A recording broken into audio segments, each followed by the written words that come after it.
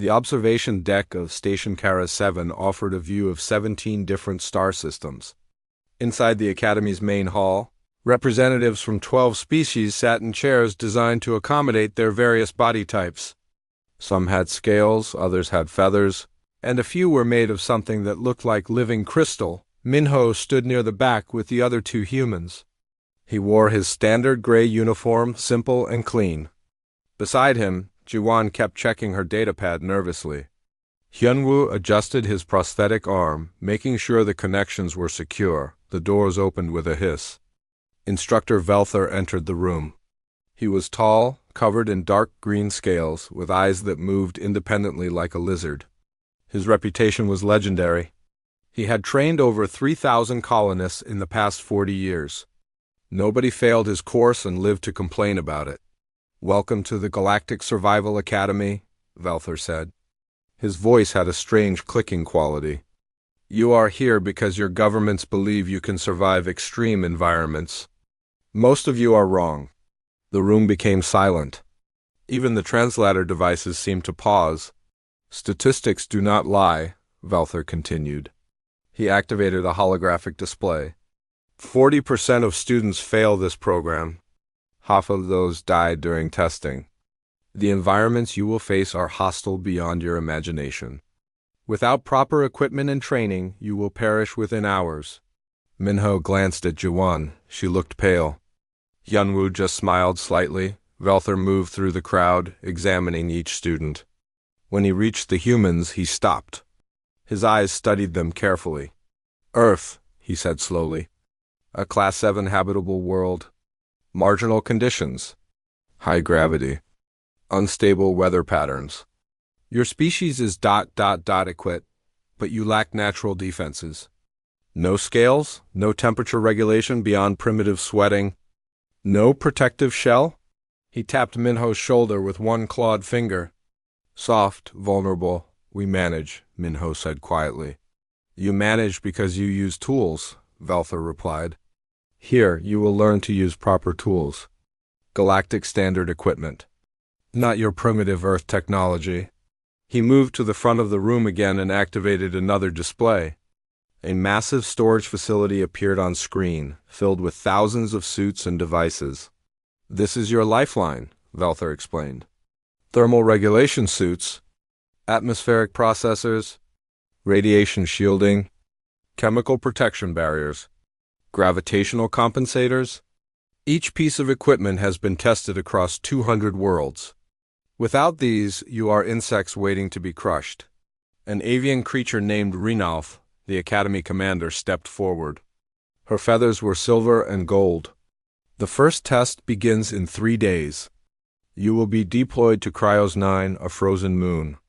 Surface temperature averages -55 degrees Celsius. Winds can reach 200 kilometers per hour. Atmospheric pressure is 60% of standard." The room filled with worried murmurs. Minho noticed that several species were already calculating failure rates on their devices. "Equipment assignments begin tomorrow," Velther said. "You will each receive thermal suits rated for -80 degrees. The suits contain heating elements, oxygen supplementation, and nutrient delivery systems. You will learn to trust your equipment more than your own bodies. Your bodies will betray you. Equipment will not." After the briefing, students scattered to their quarters. Minho, Jiwan, and Hyunwoo walked together through the station's corridors. -55 degrees, Jiwan said. "That's colder than Antarctica in winter." "Antarctica?" Hyunwoo laughed. "My grandfather lived in Siberia. -40 was normal. He wore a coat and boots. Nothing else." "The instructor doesn't seem to think humans are very capable," Jiwan observed. Minho shrugged. "Most species here evolved on stable worlds. Consistent temperatures. Predictable weather. They think Earth is harsh because it has seasons. They've never experienced real environmental pressure." The next day, equipment distribution began. Each species received suits customized to their physiology. The thermal suits were impressive. Thick layers of insulation, powered heating grids, sealed atmospheric systems. They looked like small spacecraft that you could wear. Velther personally supervised human equipment fitting. Your species loses heat rapidly due to your inadequate covering, he explained. These suits will maintain your core temperature at 37 degrees Celsius regardless of external conditions. Minho examined the suit. It was heavy, maybe 40 kilograms. The heating elements covered every surface. The helmet had multiple layers of insulation.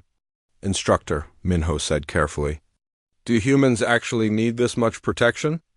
Velther's eyes focused on him sharply. You question galactic standard equipment? I'm just wondering about the temperature range. -55 degrees is cold, but humans have lived in similar conditions for thousands of years. Impossible, Velther said flatly. No biological organism can survive prolonged exposure to such temperatures without protection. Humans did, Minho replied. During Earth's ice ages, temperatures dropped to -40, sometimes -50 in some regions. Humans not only survived, but spread across continents. They wore animal skins, sometimes less. The fitting room became quiet. Other species stopped what they were doing to listen. Velther brought up a holographic display. I have studied Earth biology. Your species has minimal fur. No blubber layer like aquatic mammals. No hibernation capability. No antifreeze proteins in your blood. You are claiming your ancestors survived conditions that would kill most galactic species, while having fewer adaptations than those species? Yes, Minho said simply. How? Asked Exen, a crystalline being whose entire body was transparent and geometric. Humans generate a lot of metabolic heat, Jiwan explained. She pulled up her own datapad. Our caloric consumption is high compared to similar-sized species. We convert food energy to heat very efficiently. Our bodies also have something called brown fat, which generates heat without shivering. And we develop behavioral adaptations. We made fire. We built shelters. We created clothing. Primitive solutions, Velther said dismissively. Effective solutions, Minho corrected. My ancestors colonized the Arctic Circle wearing sealskin coats and living in ice houses. They hunted in conditions that would shut down this entire station. And they did it without power sources or technology beyond simple tools. Velther's scales rippled, which Minho had learned meant annoyance. Your ancestors were either incredibly lucky or your history records are exaggerated. Modern humans cannot possibly have retained such capabilities. You have been soft for generations, dependent on technology. Maybe, Yunwu said. Or maybe those capabilities are still there waiting to be used. Velther made a dismissive gesture. You will wear the suits? You will follow protocol. Human bravado will not protect you from thermal death. I have seen species with natural cold adaptations fail on Cryos 9. You will not be the exception. Understood. Instructor, Minho said, but as they left the fitting room, Hyunwoo whispered, He doesn't believe us. He will, Minho replied quietly, that evening. Minho accessed the Academy's environmental database. He studied Cryos 9's conditions carefully. The cold was severe but not unprecedented. The atmosphere was thin but breathable. The terrain was ice and rock, difficult but manageable. He thought about his training in Earth's military. He remembered exercises in Alaska where temperatures dropped to -40. He remembered desert training in places where daytime heat reached 50 degrees. Earth prepared humans for extremes that most species never experienced. G1 found him in the database room. Are you worried about the test? No, Minho said. I'm worried about proving a point. Velther thinks we're weak.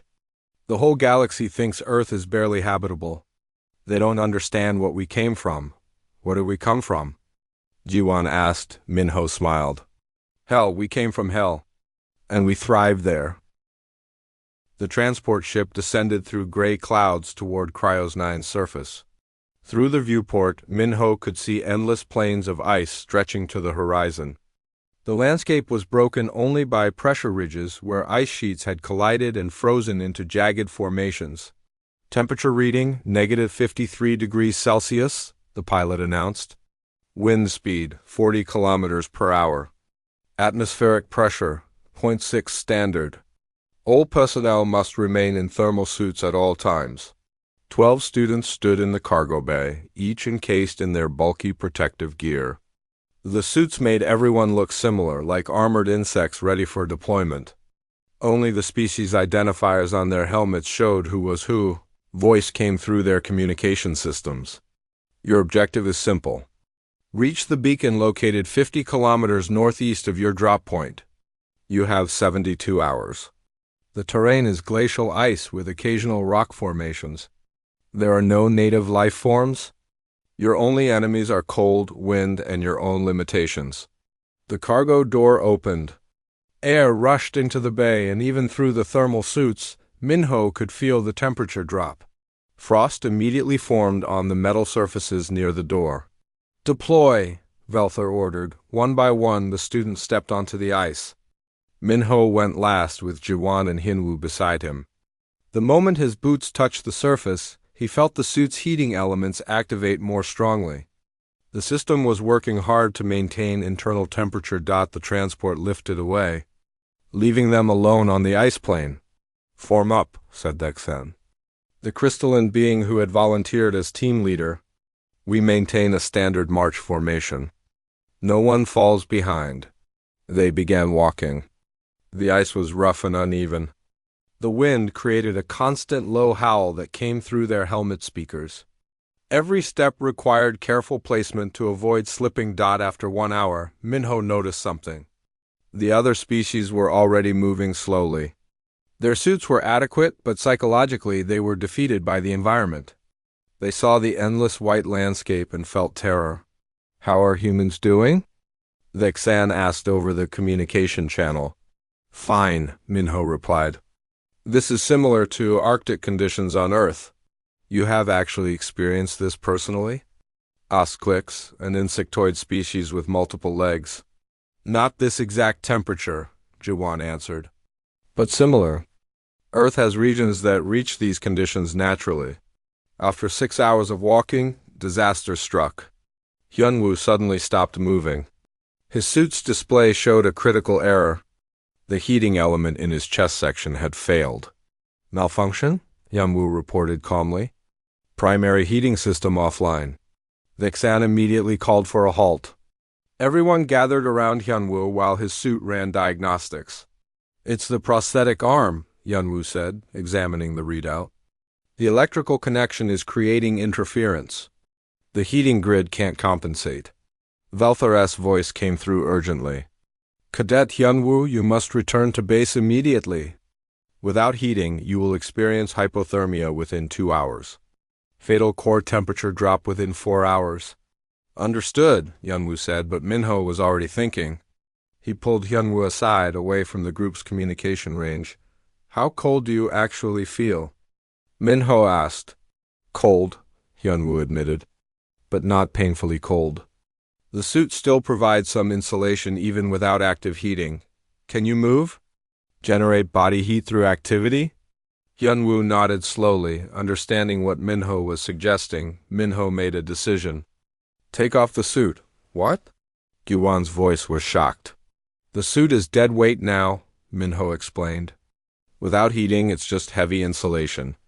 We can layer his regular clothing underneath, keep moving to generate metabolic heat, and use basic cold weather survival techniques.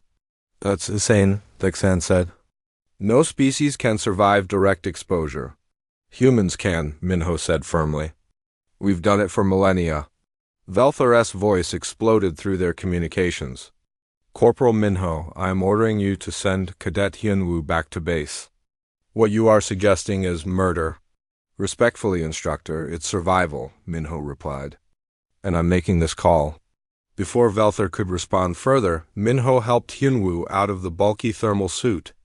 Underneath, Hyunwoo wore standard uniform layers. Minho stripped off his own outer jacket and wrapped it around Hyunwoo's core. The moment Hyunwoo was exposed to the air, frost formed on his clothing. His breath came out in huge white clouds. Start moving, Minho ordered. Fast march pace. Keep your breathing steady and controlled. Hyunwoo began walking quickly. After 2 minutes, Color returned to his face. I'm warm, Yanwu said, surprised. Moving generates a lot of heat. Minho began teaching him techniques. Control your breathing. Inhale through your nose, exhale through your mouth. Your nasal passages warm the air before it reaches your lungs. Keep your core active. Don't let your muscles get stiff. Jiwan was taking readings with her suit's medical scanner. His core temperature is stable. Body is activating brown fat reserves. Metabolic rate has increased by 30%. The other species watched in absolute shock. Hyunwoo was walking across ice that was colder than most species' homeworld ever got, wearing just fabric clothing. And he was surviving. This is impossible, Click said quietly. It's adaptation, Irwan explained. Humans evolved in environments with extreme temperature swings. Our bodies developed multiple systems for temperature regulation. We can survive a wider range than most species realize. They continued marching. Hyunwoo actually moved faster without the heavy suit. Every hour Minho checked on him, made sure his extremities weren't getting frostbite, ensured he was eating enough to maintain metabolic heat. By the 20th hour, they had covered 30 kilometers. They were ahead of schedule, then they encountered another crisis. A massive windstorm appeared on the horizon, moving fast. The wind speed was increasing to dangerous levels. We need shelter, Vexan said urgently. Minho looked at the terrain. There were pressure ridges nearby, places where ice had buckled and created formations. There, we can build a shelter in those ice formations. Build? Clicks asked. With what tools? With ice in our hands, Minho said. He led them to the largest pressure ridge. The ice here had created an overhang almost like a cave. Minho began working, using the edge of his suit's toolkit to cut blocks of packed snow. What are you doing? Vixan asked. Making a windbreak, Minho explained. We pile snow blocks to create a barrier. Inside, our body heat will raise the temperature. It's called an emergency snow shelter. Humans have used these for thousands of years. Jiwan and Hyunwoo helped. Within an hour, they had created a crude but effective shelter. The wind blocks were stacked in a curved wall that deflected the worst of the wind. Everyone inside, Minho ordered. 12 beings crowded into the shelter. It was tight, but immediately the temperature felt warmer. The wind couldn't reach them directly. During the storm, something remarkable happened. Vexana's suit developed a critical failure. The power supply cracked, probably from the extreme cold affecting the crystalline being's body chemistry. The heating system died completely. Vexana's body temperature began dropping rapidly. Crystalline species were especially vulnerable to temperature extremes. I'm dying, Vexan said simply. My molecular bonds are becoming unstable. Without hesitation, Minho moved next to Vexan. Jiwan, Hyunwoo, form up. The three humans surrounded Vexan, pressing close. Through their suits, their body heat radiated outward. What are you doing? Vexan asked weakly. Body warming, Minho explained. Humans generate excess heat. We're sharing it with you? Just hold on. For 6 hours, while the storm raged outside, the humans maintained contact with Vexan. Their metabolic furnaces worked overtime, converting food energy into heat, keeping the crystalline being's temperature stable. When the storm finally passed, Vexan was alive. Weak, but alive. You saved my life? Vexan said. I don't understand how. Your body heat should not have been sufficient. Humans run hot, Jiwan explained. Our normal body temperature is 37 degrees Celsius. We maintain that temperature actively, constantly burning energy. Most species maintain temperature passively, with insulation or environmental adaptation. We generate heat like a furnace. They emerged from the shelter and continued the march. 20 hours later, they reached the beacon with 8 hours to spare, back at the academy. Veltha reviewed the data in silence. The medical scans were undeniable. Hyunwoo had survived extended exposure with minimal protection. The humans had generated enough excess heat to save another being's life. This should not be possible. Veltha said finally, but it happened. Minho replied. Velther's scales changed color slightly, showing confusion. I have trained 3,000 students across 40 years. I have never seen any species survive such exposure without full environmental protection. Earth is different, Jiwan said quietly. Our world taught us to survive extremes. We didn't have natural armor or perfect environmental adaptation. So we learned to adapt behaviorally, and our bodies evolved to handle huge temperature ranges. Velther was silent for a long time. Then he said something unexpected. I may have underestimated your species. Maybe, Minho said. Or maybe you just didn't understand where we came from. That night, Velther began researching Earth's environmental history in detail. What he found disturbed him deeply. The transport to Morass Delta 3 smelled wrong even before they landed. The atmosphere processors were working overtime to filter the incoming air samples, and still, a faint, acrid odor leaked through. Atmospheric composition, Velther announced through their communication systems. 70% nitrogen, 18% oxygen, 8% methane, 3% ammonia, 1% various sulfur compounds. Surface temperature, 45 degrees Celsius.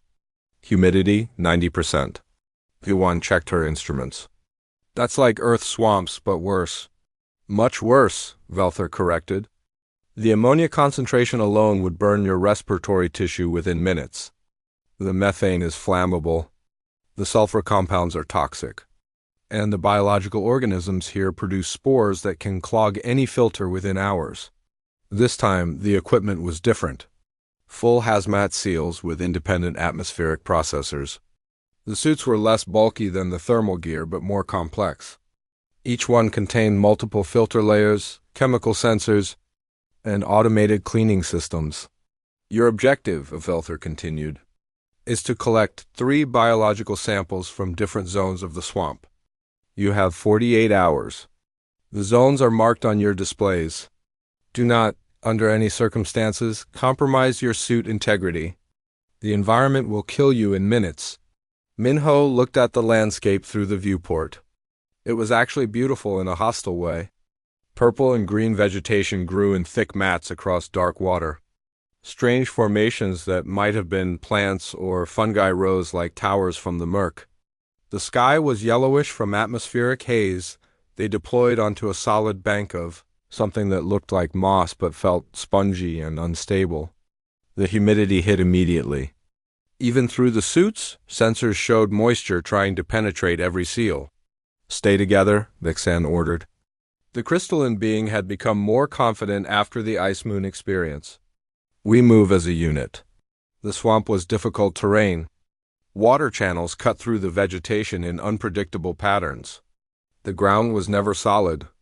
Every step risked sinking into mud that could trap them deep after 20 minutes. Jiwan made a choking sound over the communication channel. What's wrong? Minho asked immediately. Filter, Jiwan gasped. Something's wrong with my filter. Minho checked her suit's display. The main atmospheric processor was clogged.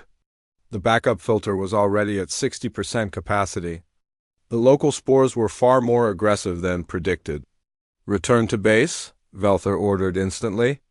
Cadet Jiwan, you have maybe 30 minutes of backup filtration. Walk back immediately. But Jiwan was looking at her scanner, running calculations. Wait, she said. The ammonia concentration here is 0.03 parts per million. The methane is 0.05. These are irritating to humans but not immediately lethal. Your respiratory tissue cannot handle direct exposure, Velther insisted. Actually, Jiwan said slowly, humans evolved alongside numerous toxic compounds. Earth swamps contain methane, hydrogen sulfide, and ammonia naturally. Our mucous membranes and tear ducts evolved to handle chemical exposure. Minho realized what she was thinking. Jiwan, no. I'm a scientist, Jiwan replied. Let me test the hypothesis. Before anyone could stop her, Jiwan reached up and released her helmet seal. The other species reacted with horror. Clicks actually jumped backward. Vexan froze completely. G1 took a careful breath. Her eyes immediately watered. Her nose started running. She coughed once, twice. The burning, she reported. Eyes and nose are irritated, but I can breathe. It's like being near a cleaning chemical spill. Unpleasant but survivable. Minho ran a medical scan. Her oxygen saturation was normal. Heart rate elevated but stable. Respiratory function adequate. This is insane, Velther said. But his voice had a note of fascination now. Not just horror. G1 tore a strip from her uniform sleeve and tied it across her nose and mouth, creating a crude filter. Better, she said. The fabric catches some particulates. Yunwoo was examining his own suit readings. My cooling system is struggling. The humidity is overwhelming it. Minho checked his own suit. Same problem. The suits were designed for species that didn't sweat. For humans who were already generating moisture, the humidity was creating a feedback loop. We're actually better off without the suits in this environment, Minho said. Human bodies are designed for hot, humid conditions. We evolved in tropical environments. Over the next hour, all three humans stripped down to minimal clothing. The chemical irritation was constant but manageable. Their eyes watered continuously, washing away irritants. Their mucous membranes produced protective layers. Their skin, constantly moistened by sweat, actually helped deflect some of the caustic mist. The other species watched in disbelief, as humans walked through an environment that required full hazmat protection for everyone else. How is this possible? Clix asked. Your skin should be burning. Your lungs should be failing. Human skin is surprisingly resilient, Jawan explained, even while wiping tears from her eyes. We have multiple protective layers. Our outer skin cells are dead and constantly replace themselves. We can handle brief chemical exposure that would seriously harm other species. They move through the swamp collecting samples. While other species had to stop every hour to decontaminate their suits and clear their filters, the humans could move continuously. They were uncomfortable but functional. Then they heard a distress call. Clix had fallen into a sinkhole filled with corrosive mud. The insectoid was sinking and the mud was already eating through the suit's protective coating. I cannot reach, Clix transmitted. The mud is acidic. It's breaching my suit. Minho didn't hesitate. He waded into the mud. It came up to his chest. The sensation was horrible, like being covered in burning slime. But his skin held. Grab my hand, Minho called. Hyen-Woo and Jawan formed a chain, anchoring themselves to solid ground. Together they pulled Clix free. The insectoid suit was damaged but functional. Clix stared at Minho. You went into acid? I saw it burning your skin. It's not that acidic, Minho said, examining his arms. They were red and irritated but not seriously damaged. Humans have worked in acid mines, chemical factories, toxic waste sites. We have a history of surviving chemical exposure that would kill most species. Back at the camp, they completed the sample collection in 31 hours. Medical scans showed the humans had significant skin irritation, minor chemical burns and respiratory inflammation, but nothing serious. Nothing permanent. Velther studied the data personally. You walked through an environment that required full hazmat protection for 11 other species. You did it wearing fabric clothing. And you survived with minor injuries? Earth's biodiversity is extreme, Jawan explained. We evolved alongside thousands of different toxic compounds. Plants that produce poison. Animals that inject venom. Bacteria that create disease. Our immune systems and cellular repair mechanisms are incredibly robust because they had to be. But you have no natural armor, Velther said. No protective scales or shell. We don't need them, Minho replied. Our protection is adaptability. We assess the threat, modify our behavior, and push through. That night, Velther expanded his research. He found records of human industrial history. Humans working in coal mines filled with toxic gases. Humans cleaning up nuclear accidents. Humans living in areas contaminated with heavy metals and still thriving. The instructor began to understand something fundamental. Earth hadn't just been harsh. It had been actively hostile. and humans had survived by becoming the most adaptable species in the galaxy. The scorched wastes appeared on the view screen like a vision of hell. Red sand stretched endlessly under a sky dominated by two angry stars. Heat shimmer made the horizon waver like water. In the distance, rock formations jutted from the sand like broken teeth. Surface temperature, 68 degrees Celsius during solar maximum, Velther announced.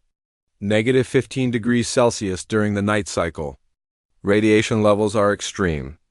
This system's binary stars produce wide-spectrum radiation including gamma rays, X-rays, and intense ultraviolet. The equipment for this mission looked more like spacesuits than environmental gear. Heavy lead-line layers, active radiation shielding generators, cooling systems to handle the heat. Each suit weighed nearly 70 kilograms. This is the ultimate test, Velther continued. Radiation is the one universal threat. All biological life suffers cellular damage from high-energy particles. No amount of adaptation can change physics.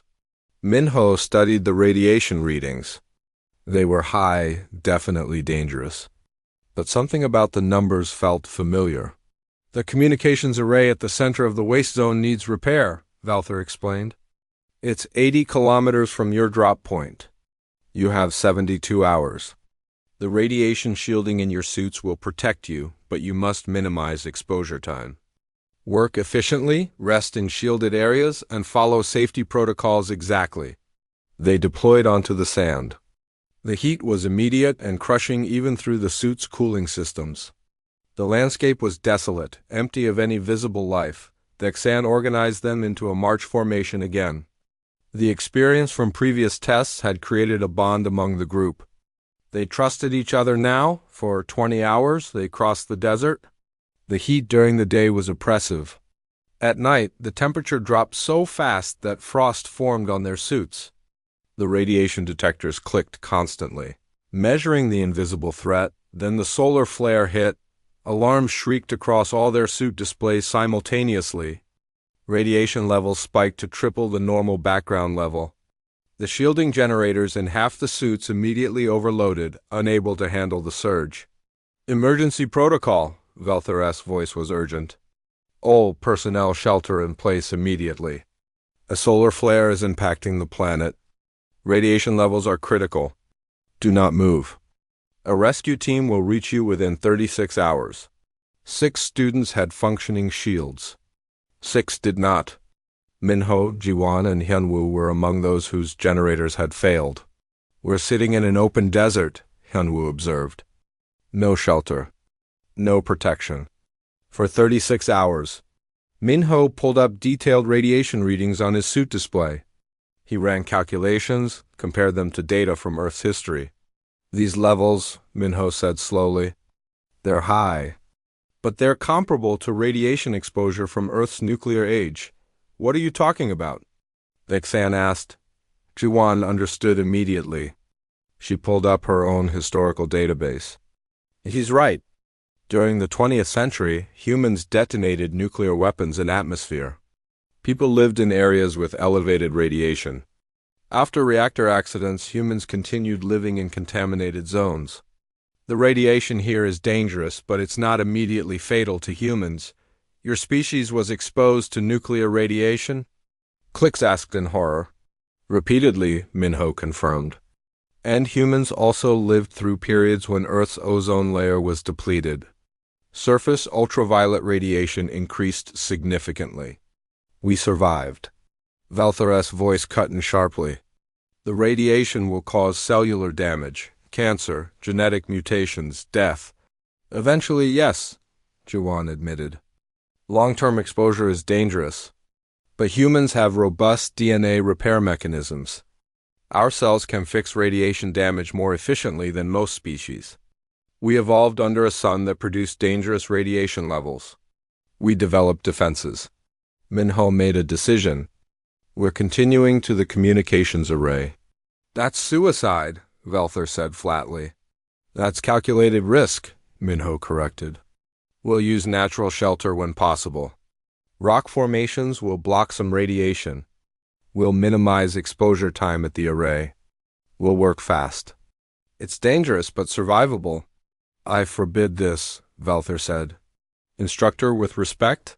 Academy regulations allow cadets to assume calculated risks when they believe their assessment is sound. I'm invoking that regulation. Silence on the communication channel. I'll come with you, Bixan said suddenly. You saved my life on the ice moon. I trust your judgment. And I'll join, Clix added. You pulled me from the acid. I believe you know what you're doing. 5 beings continued toward the array. 3 humans and 2 aliens who had learned to trust human survival instincts.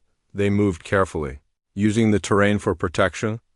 Behind every rock formation, they checked radiation levels.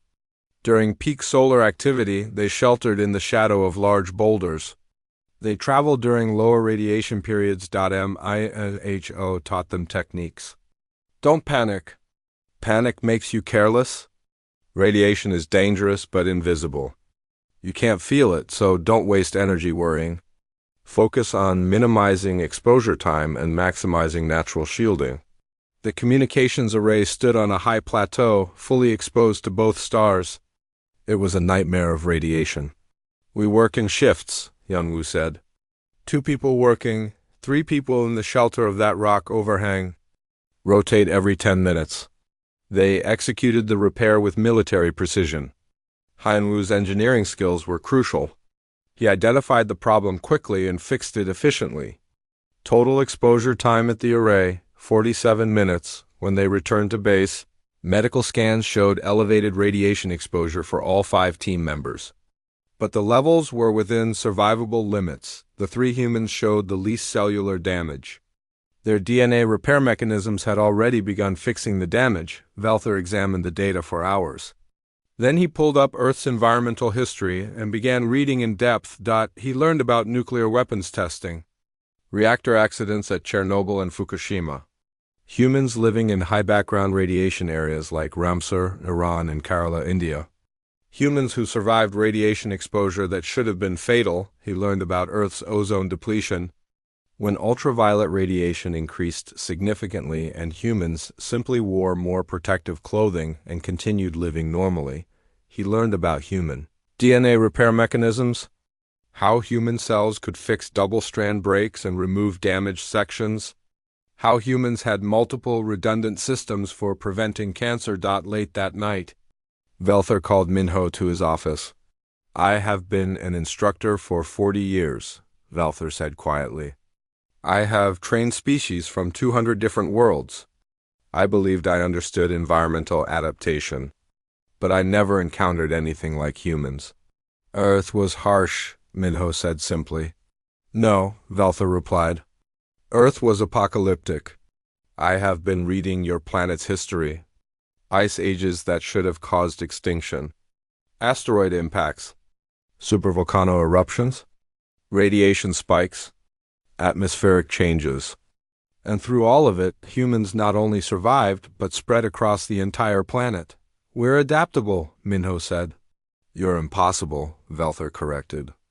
By every standard measure of environmental tolerance, humans should be extinct. Your planet tried to kill you repeatedly, and you just refused to die. Minho smiled. That's humanity in a sentence. We refuse to die. Valther's scales rippled in a pattern Minho had learned meant deep thought. There is one final test. I am changing the parameters. What do you mean? Minho asked. You will see, Valther replied. Gather all students? The final examination begins tomorrow. The assembly hall was full. All 12 students from the survival course sat together, joined by other academy staff and observers. Word had spread about the human performance, and people wanted to see what would happen next. Valther stood at the front, his scaled form somehow looking different. Less arrogant, more thoughtful. I have been teaching survival for 40 years, Valther began. I believed I understood environmental adaptation. I was wrong. He activated a massive holographic display. It showed Earth rotating slowly in space. This is Earth, Valther said. Classification, Class 7 Habitable World. I will now reclassify it as Class 12 Extreme Death World. Gasps echoed through the hall. Class 12 was reserved for the most hostile environments. Planets with constant volcanic activity, toxic atmospheres, or extreme radiation. Let me show you why, Velther continued. The display changed, showing temperature graphs. Earth's temperature range from negative 40 degrees Celsius to positive 50 degrees Celsius, sometimes more. Humans can survive unprotected across this entire range for limited periods. Most galactic species have a comfort range of 20 degrees. Humans have a survival range of 90 degrees. The next display showed atmospheric data. Earth's atmosphere has contained wildly varying oxygen levels throughout history. Humans evolved during a period of atmospheric instability. They can function in oxygen concentrations from 15% to 30%. Most species require precise atmospheric balance. More displays followed in rapid succession. Earth has experienced 5 mass extinction events. Asteroid impacts that killed most life on the planet. Supervolcano eruptions that changed the global climate. Ice ages that covered continents in glaciers. Humans evolved during the most recent ice age, a period of extreme environmental stress. Earth's sun produces dangerous levels of ultraviolet radiation. Earth's ozone layer has been unstable. Humans developed melanin production as protection, but they also simply tolerated higher radiation exposure than most species can survive. Earth contains thousands of toxic plants, venomous animals, and disease-causing organisms. Human immune systems evolved to handle constant biological threats. Human cellular repair mechanisms are exceptional because they had to be. Velther paused, letting the information sink in. But here is what truly makes humans unique, he said quietly. They accomplished all of this without natural protective features. No shells, no scales, no thick fur, no venom, no natural weapons. Humans are soft, vulnerable creatures who survived hell through behavioral adaptation and sheer refusal to accept limitations. He turned to face Minho directly. You told me your ancestors colonized ice ages wearing animal skins? I thought you were exaggerating. You were being modest. Your ancestors didn't just survive. They thrived. They spread across every continent into every environment, adapting their behavior rather than waiting for evolution to change their bodies. Velther activated another display. This leads me to the final test. I have restructured the examination completely. The new parameters appeared on screen. Students read them with growing horror. 24 hours in a hostile environment. No equipment whatsoever. You may use only your natural abilities and whatever you can create from available materials. This is impossible, Dexan said. We evolved with natural protections. Without our equipment, we have only those protections. Most species cannot survive without tools. Exactly, Velther said. This test will show the difference between species that evolved specialized adaptations and species that evolved behavioral flexibility. Minho understood immediately. You're testing whether we can teach survival, not just survive ourselves. Correct, Velther confirmed. Humans will need to share their knowledge if anyone else is to pass this test. The testing ground was a mixed environment. Sections of extreme cold, areas of heat, zones with chemical irritants, and regions with moderate radiation. Every student would face multiple challenges. When the test began, most species panicked immediately. Without their equipment, they felt helpless. The humans moved through the group calmly. Fire first, Minho announced. Fire is protection, warmth, light, and psychological comfort. Everyone who can manipulate objects, gather dry materials. He demonstrated friction fire starting, using a stick and a board. It took 15 minutes of hard work, but eventually smoke appeared, then flame. Shelter second, Jawan said. Observe the environment. Use what's available. Stack rocks for windbreaks. Weave vegetation for roof covering. Create insulation from dry grass. Hyunwoo taught tool creation. Find stones with sharp edges. These become cutting tools. Long straight branches become spears or walking sticks. Everything in nature can be a tool if you think creatively. Over 24 hours, the humans conducted an impromptu survival school. They taught water purification by boiling. They demonstrated how to create containers from bark. They showed how to test plants for toxicity. They explained navigation using stars and sun position. Species with natural advantages began to understand how to use them. Vexana's crystalline body could reflect and focus sunlight to start fires. Clix's multiple legs provided stability for climbing to gather food.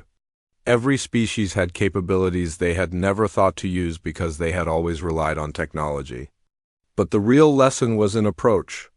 Humans faced each problem calmly, analytically. They didn't panic when challenged. They observed, experimented, and adapted. You see, Minho explained during a teaching session, humans didn't conquer Earth's ice ages because we were strong. We conquered them because we refused to accept that we couldn't. When the environment was too cold, we made clothing. When food was scarce, we learned to hunt better. When disease threatened us, we developed medicine. We didn't wait for evolution. We evolved our behavior instead. By the end of 24 hours, 11 of the 12 students had survived. Only one, a methane-breathing species that truly could not survive in the oxygen-rich environment without equipment, had to withdraw. Everyone else succeeded because they learned from humans. In the final debriefing, Velther made an announcement. I am restructuring the entire survival program. Human adaptability techniques will become mandatory study. We have been teaching species to depend on equipment. We should have been teaching them to think like humans, to adapt, to overcome, to refuse limitations. He turned to Minho. I am offering you a permanent instructor position. The galaxy needs to learn what Earth taught your species. How to survive anything. Minho considered for a moment. I'll accept on one condition. We teach cooperation alongside survival. Humans survived because we worked together. That's as important as any technique. Agreed, Velther said. As the meeting broke up, Commander Renalth approached the humans. Her silver and gold feathers were ruffled, showing agitation. I have a question that troubles me, she said. Your species survived ice ages, radiation, toxins, and disasters. You did this with just your intelligence and cooperation? Now you have advanced technology, spacecraft, weapons, computational systems. What will you do with that combination of survival instinct and technological capability? Minho smiled. We're about to find out. Humans don't just survive anymore, Commander. We explore. And we never stop pushing boundaries. We'll see what's possible and then do what's impossible. Jiwan added, every species here evolved to fit their world. They became perfect for their specific environment. Humans evolved differently. We evolved to change our world. We're not specialized. We're universal. That's what makes us unique.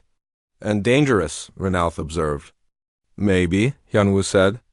But we're also cooperative. We just spent 24 hours teaching every other species how to survive. We could have kept that knowledge to ourselves. We didn't. That's humanity too. Later, Velther sat alone in his office, updating Earth's file in the Galactic database. Planet, Earth classification, Class 12 Extreme Death World Dominant Species, Humans. Environmental characteristics, extreme temperature fluctuations, unstable atmosphere, high radiation exposure, toxic biological systems, multiple extinction-level events in recent geological history. Species characteristics, no natural armor, weapons, or environmental protections. Survived through behavioral adaptation, tool use, and social cooperation. Temperature tolerance, minus 40 degrees Celsius to plus 50 degrees Celsius. Chemical tolerance, exceptional. Radiation resistance, 4 times galactic average. Healing capacity, remarkable. Psychological resilience, unprecedented. Special note, dominant species achieve spaceflight despite environment, not because of it. Do not assume human limitations based on their lack of natural defenses. They have no physical limitations because they compensate with behavioral flexibility. Approach with respect and acknowledgement that they survive conditions that would have eliminated most galactic species. Advisory, Humans are the ultimate generalist species. They excel at nothing naturally, but can learn to excel at everything through practice. This makes them unpredictable and exceptionally adaptable. Their greatest strength is their refusal to accept that anything is impossible. Velther saved the file and sat back. He thought about everything he had witnessed. Humans walking through cold that should have frozen them. Breathing air that should have burned their lungs. Surviving radiation that should have killed them. Teaching others to do the same.